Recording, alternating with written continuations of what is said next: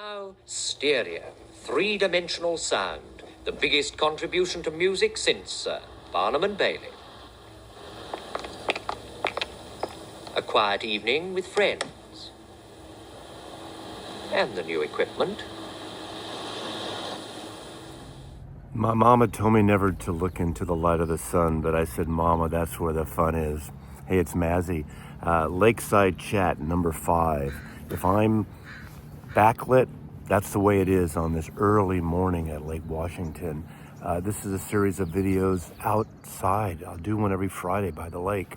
Now, I thought I'd go back to 1959 and talk about stereo. Stereo, left, right, the whole ping pong thing.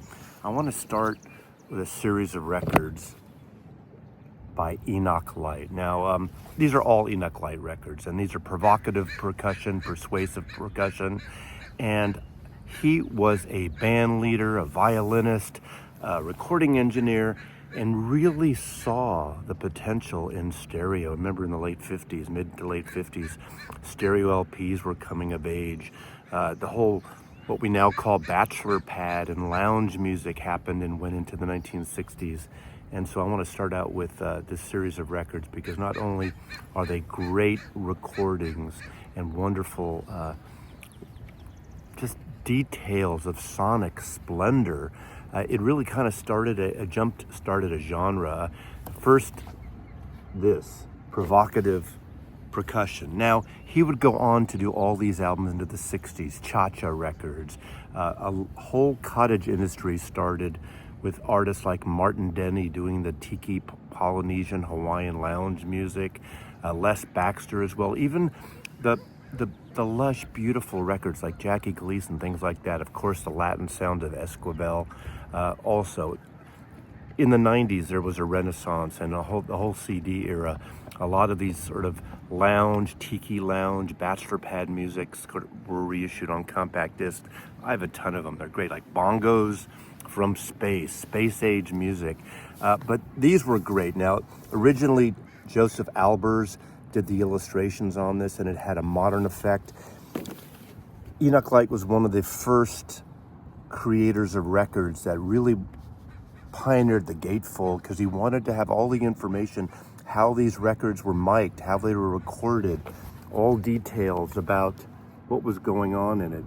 As you can see here, all the details, the sonic details as well, provocative percussion on Command Records. That was his label, started in 1959. ABC would pick it up.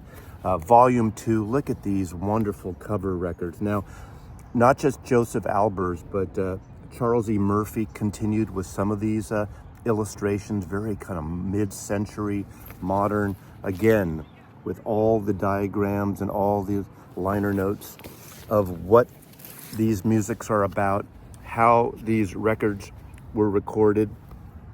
Here's another one. Look at this, pop art at its finest.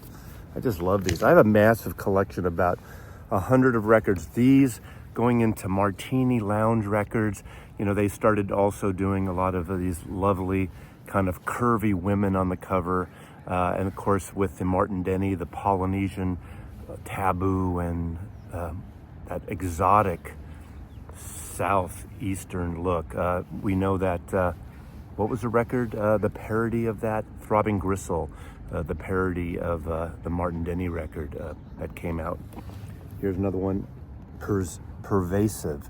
It went from provocative to pervasive. Now, he has a whole series, went into space music into the 60s after, obviously, the space race began.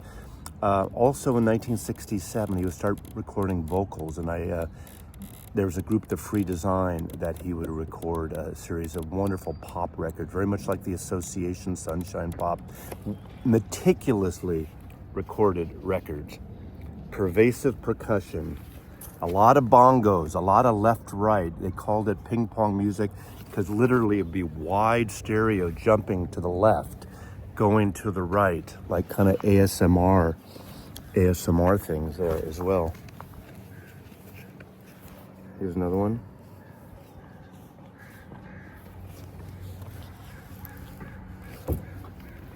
Provocative Percussion number 4. A whole series of these bongos from space. I love this stuff, right? This is a nice one, kind of a yin-yang thing. This is a Joseph Albers cover. I just love the darkness of this. Hello, darkness, my old friend. What a wonderful record. And a lot of the big band songs from the day, things that Sinatra would do, songs like Foggy Day, Lady is a Tramp, Hernando's Hideaway. I'll end with this one. And check out, these records are cheap to get in the bins. They will sound amazing on your stereo. So thanks for watching. By the Lake, Mazzy loves you. Take care.